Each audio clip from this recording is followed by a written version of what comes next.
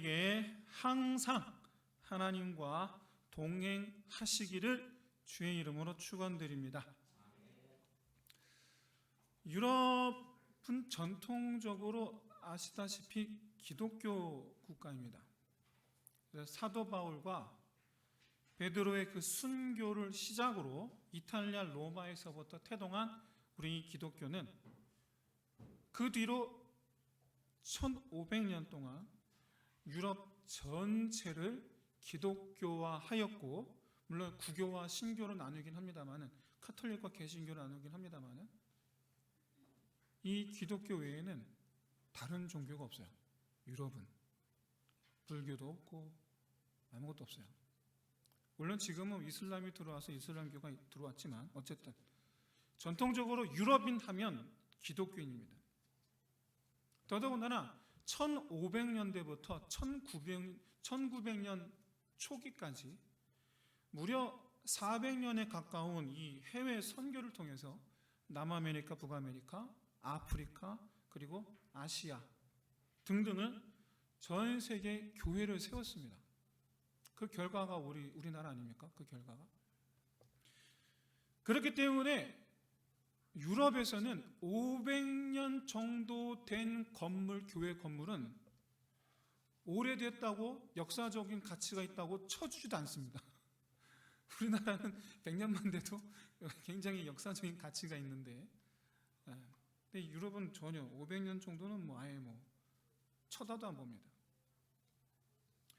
그런데 여러분, 2000년대 들어서 유럽의 교회들의 신자들이 현격하게, 정말 그야말로 급격하게 줄어들기 시작하면서 교회들이 사라지기 시작하고 있습니다. 현재 도시교회입니다. 도시교회, 아시다시피 그 도시의 큰 역사적인 교회들, 큰 교회들, 그 큰 교회들에게서 예배드리는 분들이 대략 한 30-40명 정도 노인분들만 예배를 드리고 있습니다. 시골에 가면 더 심각하죠. 시골에 가면 결과적으로 수많은 교회들이 민간에 교회를, 건물을 팔기 시작합니다. 그렇게 해서 팔린 교회들이 호텔, 대학교 등등으로 사용되기도 하고, 심지어 스트릿바로 사용되고 있기도 합니다. 어떤 곳은 이슬람 사원으로 다시 사용되고 있기도 합니다. 영국 성공회의 경우는 지난 30년간 1990년대부터 지금 2020년대까지 자그마치 9,000개 교회가 문을 닫았고, 프랑스는 15,000개의 카톨릭 교회가 있는데, 프랑스는 정부의 지원을 받기 때문에 교회를 팔지는 않습니다만은 신자 수가 급격하게 줄어들어서 현재 1950년대 비교해서 5%만 교회를 다니고 있습니다. 종교개혁의 중심지죠. 독일 카톨릭 성당은 500개가 넘게 이미 팔았고, 더 심각한 건 성직자 수입니다. 성직자 수가 40%가 감소했습니다. 교회에 성직자가 없어요. 목회자가 없어요. 교회에. 독일의 개신교 역시 400개 정도가 폐쇄가 됐습니다. 이탈리아 2만 개의 이탈리아는 기독교 성지잖아요. 2만 개의 교회가 있는데 현재 1000개가 폐허가 되어 있고, 심지어 스페인 전체 신자의 5분의 1이 예배에 참석하지 않고 있고, 네덜란드 교회는 3분의 2 교회가 문을 닫았고, 3분의 2 교회가, 개신교 역시 700개 교회가 문을 닫았습니다. 팔아버렸습니다. 성직자가 되려는 젊은이들이 현재 없습니다. 그러다 보니까 아프리카, 그리고 동남아시아 등등에서 신학을 공부한 성직자들을 수입해서 지금 목회를 맡기고 있습니다. 그래서 이탈리아에 가면 흑인 신부가 많아요. 그래서 그렇습니다. 수입한 성직자예요. 현재 독일은 전통적으로 교회는 사제가 있는 곳에만 존재한다. 거꾸로 교회는 무조건 성직자가 있어야 되는 거예요. 그런데 현재 법을 바꿔서 일반 성도들이 미사 집전을 할 수 있도록 현재 법 개정을 하려고 준비하고 있습니다. 기독교는 당연히 유럽이라는 인식이 너무나 당연했던 시대가 불과 얼마 전이었어요. 그럼에도 불구하고 오늘날 이렇게 된 이유에 대해서 많은 신학자들이 이렇게 저렇게 그 원인을 따져보았습니다. 중구난방 따져보았는데 아직도 그 정확한 원인을 파악하지 못하고 있습니다. 다만 한 가지 드러난 현상으로서 몇 가지 특징이 있는데 기독교 정신이 사라졌어요. 유럽 사회. 여러분, 동성애는 지금 보호받아야 할 사상이죠. 유럽에서. 동성애는 보호받아야 될 사상이에요. 전혀 성경과 맞지 않아요. 이혼은 권유를 받고 있는 그런 사회가 지금 이제 유럽입니다. 전통적인 가정이 이제는 찾아볼 수가 없는 그런 모습을 보여주고 있습니다. 특히 성의식, 이 성의식에 대한 이 개방성, 이건 정확하게 성경 정신과 반비례하죠. 정확하게 반비례합니다. 그래서 많은 이들이 동의하는, 많은 신학자들과 및 성도들이 동의하는 부분에 있어서 유럽인들에게는 더 이상 하나님의 말씀이 통용되지 않기 때문에 교회가 사라지고 있다라고 말합니다. 이에 대해서 이렇게 된 여러 가지 상황들, 그렇다면 왜 말씀이 통용되지 않게 되었느냐, 그 원인에 대해서 어떤 신학자는 이렇게 말합니다. 사람들은 안전하고 편안해지며 예측 가능한 환경에서 자라면 훨씬 더 덜 종교적이 된다라고 말합니다. 동의가 되는 부분이죠. 뭐 이렇게 부자가 되면 교회를 떠나요. 희한하게. 부자가 되달라고 기도했는데 부자가 되면 교회를 떠나는 이런 현상을 많이 봅니다. 그래서 현상으로만 봤을 때, 현상으로만 봤을 때 신앙은 경제적인 번영과 반비례하더라 라는 것을 우리가 볼 수가 있습니다. 말하자면 하나님이 없어도 안전한 상황이 될 때 신앙은 사라져가더라 라는 겁니다.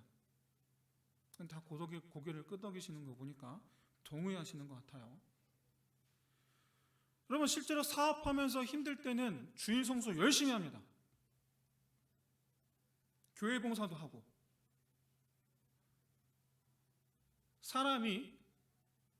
그런 사람이 여러분 반대로 상황이 이렇게 어려워지니까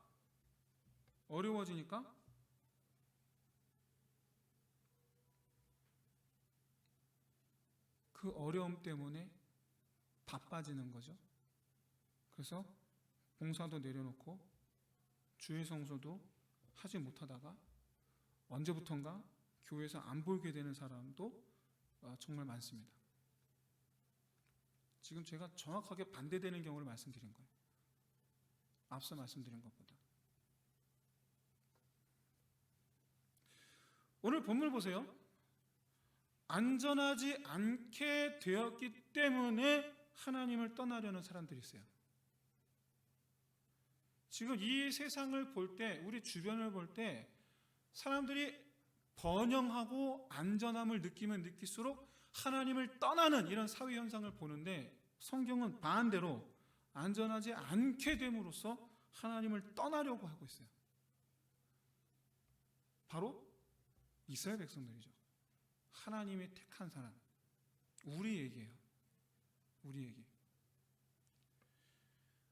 정확하게는 모세, 아론, 갈렙, 여호수아 4명을 제외한 이스라엘 전체입니다.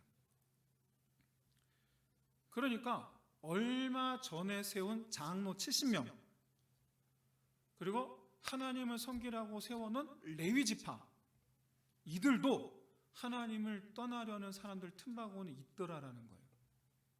하나님께 세움받은 장로들인데 떠나려고 하고, 하나님 섬기라고 세워놓은 레위 지파인데 떠나려고 하고.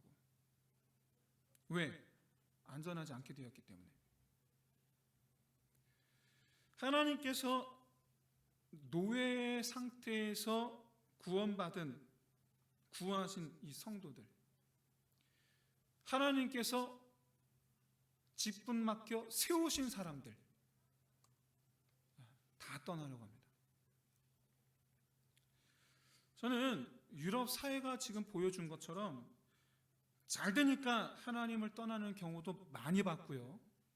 반대로 어려움을 만났기 때문에 하나님을 떠나는 경우도 많이 봤습니다.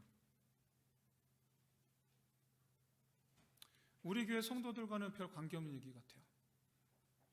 임신이 안 돼서 결혼한 지 10년, 15년 되면 언제부턴가 실망과 낙심감에 사로잡혀서 하나님 없다 하고 교회를 떠나는 분들 많습니다. 아이를 가졌는데 걸핏하면 낙태를 하는 거예요. 계속해서 낙태를 하는 거예요. 3번, 4번. 그럼 하나님 없다 하고 떠납니다.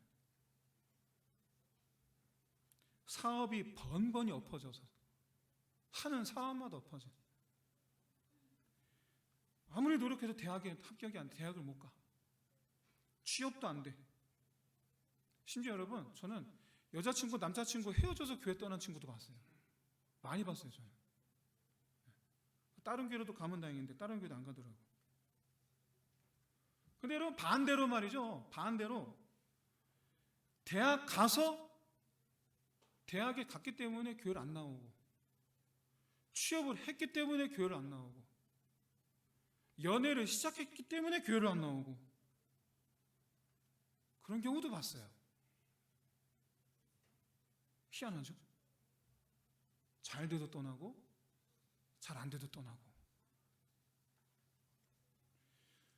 지금 우리가 유럽 사회를 분석하자는 건 아닙니다. 그럴 필요도 없고, 유럽 사회가 번영했기 때문에 교회가 사라져가고 있다라고 설명하는 것은 다소 설득력이 떨어진다라는 얘기를 하고 싶은 거예요.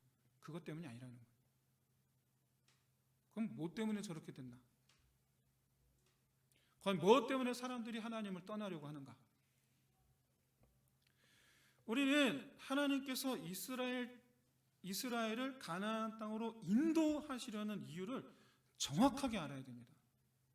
그냥 그런가 보다 하는 게 아니에요. 정확하게 알아야 돼요. 그래서 신앙생활을 이유를 알고 하셔야 돼요. 이유를. 결론부터 말씀드리면, 하나님께서 이스라엘을 가나안 땅으로 인도하시려는 이유는 그곳에서 하나님께서 이스라엘 백성들과 함께 살기 위해서예요. 그게 무슨 이유가 되냐라고 말씀하실지도 모르겠습니다. 그러면 제가 여러분들한테 질문 하나 드릴게요. 여러분은 천국에 왜 가려고 하십니까? 천국에 왜 가려고 하세요? 여러분, 도대체 천국에 뭐가 있는 줄 알고 천국 가시려고 하십니까? 지옥보다 나을 것 같아서? 지옥 가는 차라리 천국에 나은 것 같아서?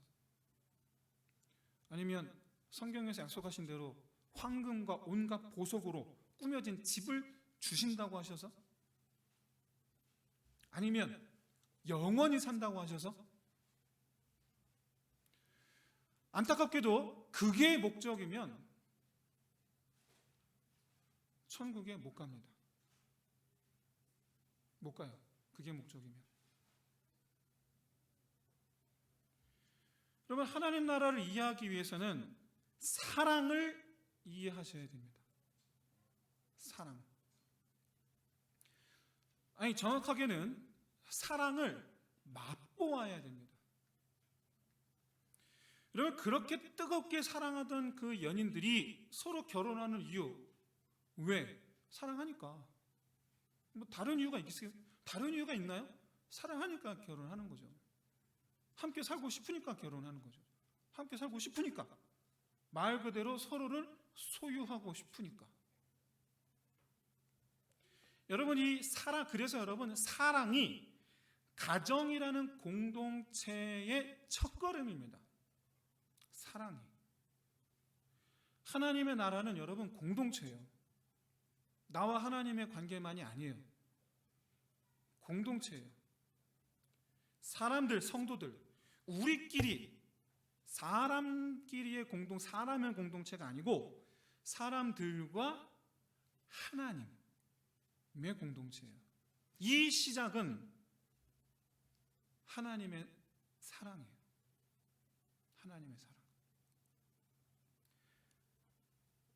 그리고 이 하나님 나라라는 이 공동체의 시작을 위해서 먼저 사랑한 사람이 있을 거 아닙니까? 보통 남녀가 누가 먼저 사랑합니까? 보통 남자가 먼저 프로포즈 하잖아요. 먼저 관심 갖고. 그렇잖아요. 마찬가지로 하나님께서 먼저 우리에게 사랑을 보여주셨죠? 예수 그리스도. 우리 주 예수 그리스도. 그래서 여러분, 이 신앙의 시작은 하나님께서 우리를 사랑하신 것을 맛보아 알고 그것을 내가 받아들여서 나도 하나님을 사랑하게 되는 것부터, 거기서 하나님 나라가 시작이 되는 거예요. 그래서 여러분, 어디서 무엇을 하든지 사랑하는 사람에게 시간 나면 그냥 전화하듯이 우리도 살면서 시간 날 때마다 시간만 나면 하나님을 찾고, 사랑하는 사람을 만나기 위해서 약속을 정하듯이, 그리고 그 사람을 만나기 위해서 그것을 향해서 열심히 달려가듯이 하나님을 찾는 것. 여러분, 그게 사람 사이에서는 연애 생활이고 하나님과의 사이에서는 신앙생활이잖아요. 그래서 연애하고 신앙은 같은 말입니다.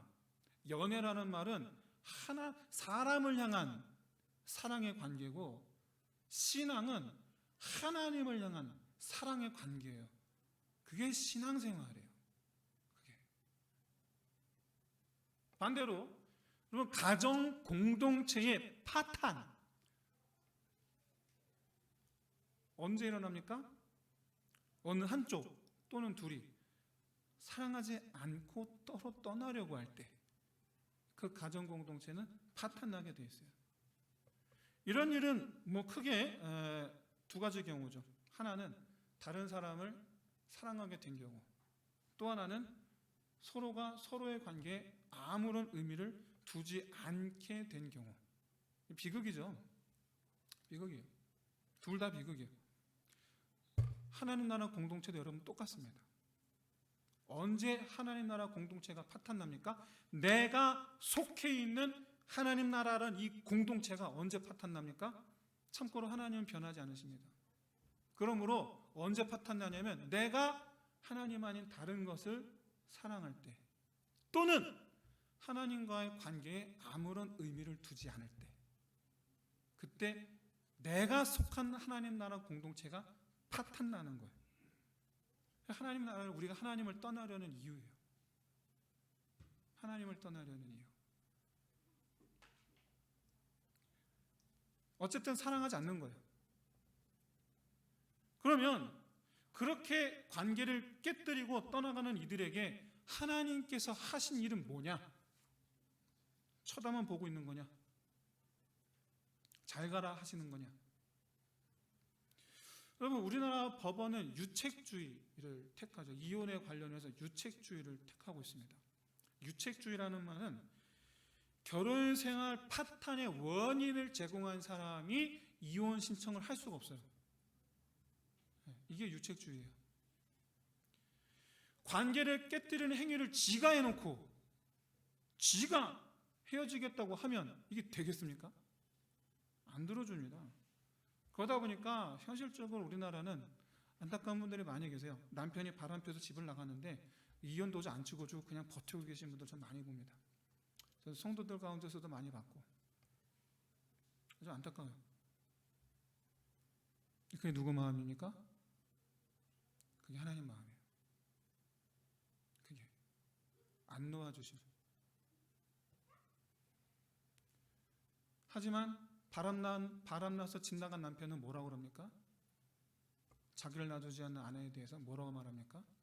지겹다고 얘기를 해요. 지겹다고. 나 좀 그만두라고. 우리 서로 자유롭자고. 하나님은 호세아서를 통해서 우리에게 끊임없이 말씀하셨어요. 돌아오라, 돌아오라, 돌아오라. 여러분, 이렇게 돌아오라라고 하시는 이 하나님의 이 음성이 여러분의 마음을, 저와 여러분의 마음을 찌른 바 되시기를 주의 이름으로 축원드립니다. 우리 신앙생활이 지겨우면 안 돼요. 하나님을 찾는 일이 지겨우면 안 돼요. 하나님을 찾는 일이 즐거워야 되고 기뻐야 돼요. 사랑하는 사람을 만나러 달려가는 그 마음이어야 돼요. 나도 주님을 사랑합니다. 그 회복의 시작이 뭡니까? 하나님의 나를 향한 사랑을 내가 다시 확인하는 거예요. 저는 서두에서 말씀드린 것처럼 하나님을 떠나려는 이유가 대부분이 잘 되어서 또는 잘 안 되어서가 아니라는 말씀을 드리는 겁니다. 근본적으로 우리를 향하신 그 하나님의 그 마음, 그 마음에 화답할 마음을 잃어버렸기 때문이에요. 저는 아내에게 결혼한 지 15년이 넘었죠. 지금도 그래요. 자기 나 사랑해? 그 말 들으면서 깜짝깜짝 놀래요. 그냥 편하게 이러면 되는데 이제 많은 생각을 해요. 왜? 했는데 뭐라고 말하냐면 그 뒤에 이렇게 말하죠. 얼만큼? 그 다음에 또 말하죠. 이만큼. 얼만큼? 1시간은 시달려야 돼. 사랑하는데 말을 못하겠어요.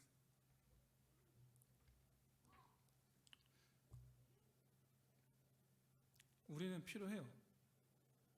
마찬가지로 하나님도 필요해요. 뭐가? 우리 사랑이. 하나님도 필요해요. 하나님도. 여러분 아시다시피 이 사랑이라는 마음이 어느 날 갑자기 풍성했던 사랑의 마음이 어느 날 갑자기 팍 하고 사라지는 게 아닙니다. 이게 무슨 말이냐? 떠나려는 사람은 갑자기 사랑한 마음이 없어진 게 아니고 언젠가부터 또는 처음부터 사랑한 마음이 없었다는 걸 뜻해요. 오늘 본문의 이스라엘이 그래요. 오늘 본문의 이스라엘은 하나님을 사랑한 적이 없어요.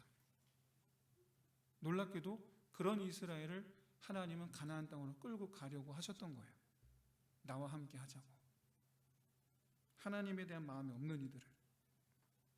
왜? 첫 번째는 제가 지난주 이 시간 말씀드렸습니다. 하나님께서 아브라함과 이삭과 야곱에게 약속하셨기 때문에, 즉 하나님께서 작정하셨기 때문에 내가 쟤하고 같이 살아야지 작정하셨기 때문에 그래서 끌고 가시는 거예요. 그래서 두 번째는 바로 우리를 향하신 하나님의 사랑은 말이죠, 하나님에 대한 우리의 마음에 대한 반응이 아니에요. 그저 우리를 사랑하시는 거예요. 마치 자식들은 부모님한테 맨날 달락이나 하고 부모님이 어디 아픈지 허리 아픈지 아니면 어디가 아픈지 그런 거 일절 관심도 없고, 그런데 부모님은 자식이 40 먹은 자식 50 먹은 자식이라 할지라도 말투 하나들은 따가세요. 그런데 자식들은 40 먹었던 50을 먹었던 60을 먹었던 부모님의 상태를 잘 몰라요. 하나님이 그래요. 우리를 그저 사랑하시는 거예요. 왜? 하나님께서 우리를 낳으셨기 때문인 줄로 믿습니다. 모든 사람, 믿는 사람 안 믿는 사람 구분하지 말고 모든 생명 있는 것은 다 하나님께서 낳으신 줄로 믿습니다. 그래서 하나님 우리를 사랑하시는 거예요. 우리의 사랑에 대한 반응이 아니에요. 하나님의 사랑은. 그런데 여러분, 이스라엘은 출애굽해서 가나안 땅 이르기까지 대략 2년 걸렸습니다. 2년 동안 왔어요. 그동안 하나님과 동행하면서 변치 않은, 이스라엘이 변하지 않는 한 가지가 있습니다. 그게 바로 뭐냐? 하나님을 사랑하는 것에 관심이 없고 가나안 땅에만 관심이 있었어요.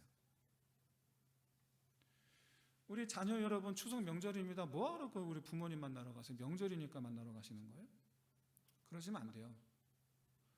부모님을 알기 위해서 가시기 바랍니다. 부모님을 알기 위해서. 좀 부모님을 좀 알아보세요. 좀. 우리 어머니, 우리 아버지가 우리 시어머니, 우리 시아버지가, 우리 단어가 장인, 장모님 어떤 마음이시던가. 좀 그 마음을, 부모님을 좀 알고자 하는 마음으로 찾아가시길 바랍니다. 이스라엘은 하나님께 관심이 없었어요. 그 결과 이들은 전부 가나안 땅에 못 들어갑니다. 여러분, 놀라운 사실은 하나님은 우리를 사랑하시지만 우리 자신의 행위의 결과로 우리는 거기 못 갑니다. 하나님 우리를 미워하시기 때문에 못 들어가는 게 아니에요.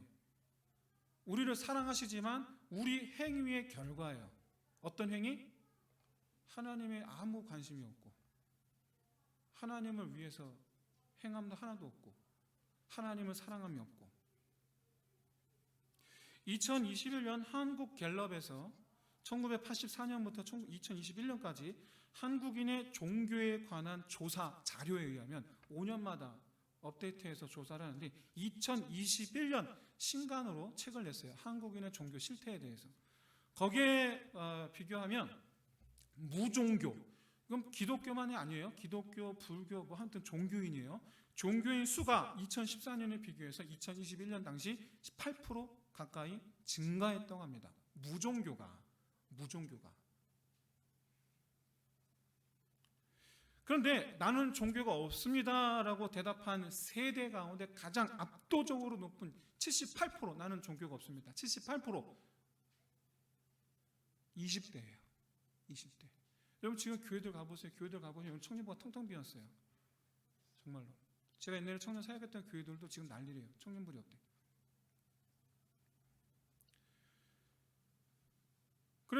그러니까 20대 청년들 가운데 22% 정도만이 종교를 갖고 있다라고 대답을 했는데, 그럼 그 이유가 뭐냐라고 했을 때 나는 종교를 믿을 수가 없다. 20%. 난 나를 믿는다. 8%.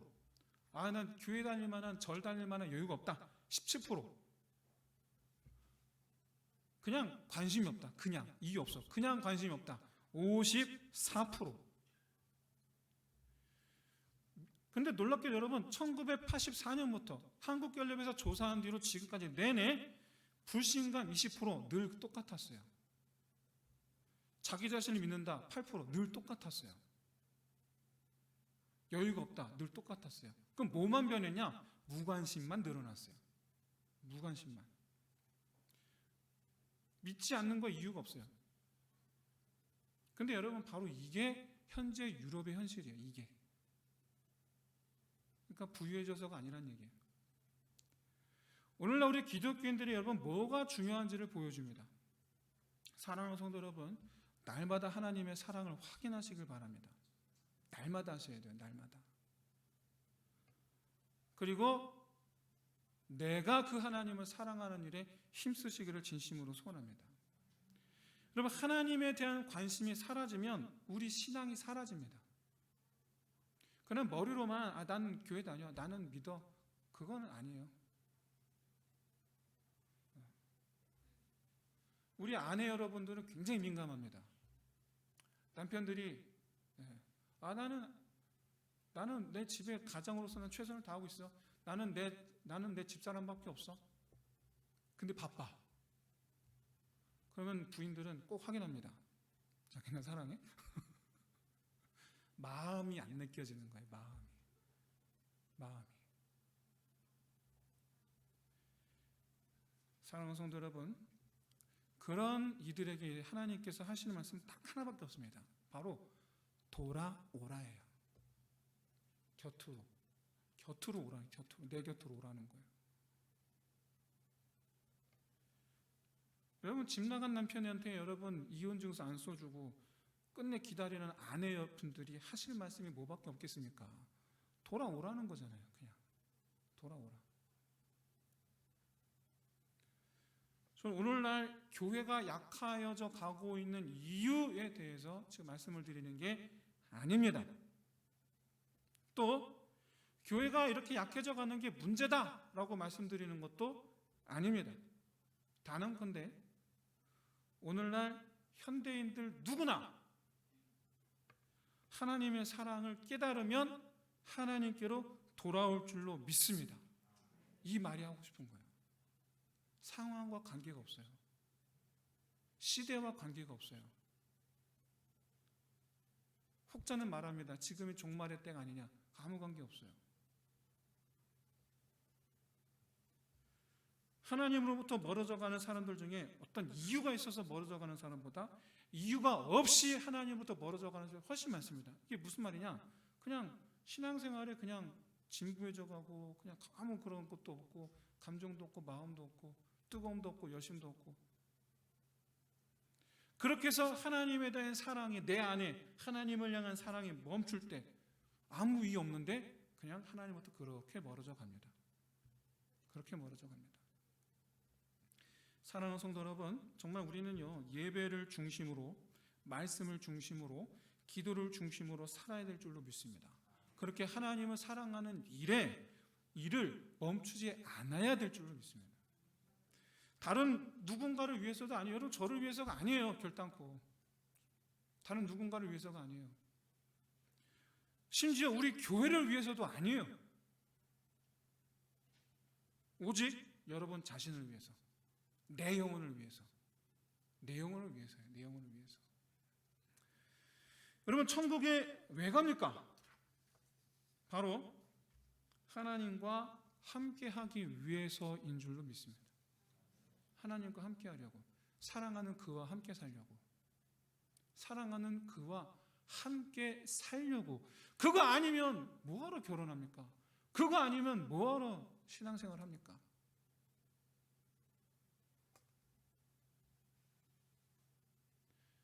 남자가 부자라서 결혼하는 여자들, 여자가 부자라서 결혼하는 남자들, 근데 그걸 만나서 서로 사랑하면 정말 감사한 일인데 얼마나 다행인지 몰라요. 그렇게 해서 뭐 또 사랑하면 더 얼마나 좋아요.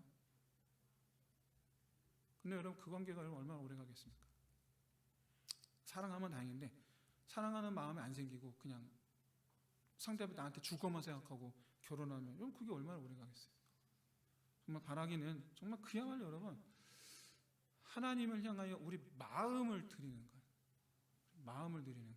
이에 대해서 정말 힘쓰시는 저 여러분 되시길 바랍니다.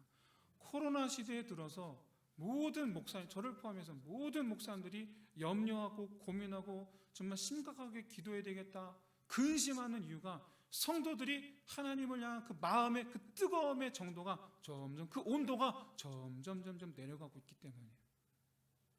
코로나 기간 2년 동안 기독교 교세가 여러분 자그마치 30%가 줄었다는 걸 여러분 아십니까? 자그마치 2년 만에, 고작 2년 만에 30%가 줄었어요. 예배 인원이. 왜? 하나님을 사랑하는 일을 멈췄기 때문이에요. 멈췄기 때문에. 바라기는 정말 그야말로 우리는 뭐 남들이 어떻든 그건 그건 모르겠죠. 뭐 남 얘기하자는 게 아니에요. 우리 얘기하는 거예요. 우리. 저와 여러분, 우리 이 시간 우리는 그저 정말 그야말로 하나님을 찾는 일에, 하나님을 사랑하는 일에 항상 힘쓰는 저와 여러분 되시기를 주의 이름 축원드립니다. 우리 함께 시간 기도합시다. 날마다 하나님 아버지 사랑을 맛보며 살기를. 방법은 말씀이에요. 기도예요. 그렇게 해서 하나님을 사랑하는 삶으로 들어가기 위해서 예배와 말씀과 기도의 그런 삶이 되기를 위해서 여러분 기도하시고, 그렇게 해서 우리가 비록 우리 육신은 이 세상에서 살고 있지만 하나님과 사랑하는 관계, 그 관계를 지키는 일에 여러분 힘쓰는 저와 여러분 되시기를 진심으로 소원합니다. 우리 이 찬양 한번 드리면서 함께 기도합시다. 주의 손 날 붙드시네, 영원한 피난 전해주시네, 깊어진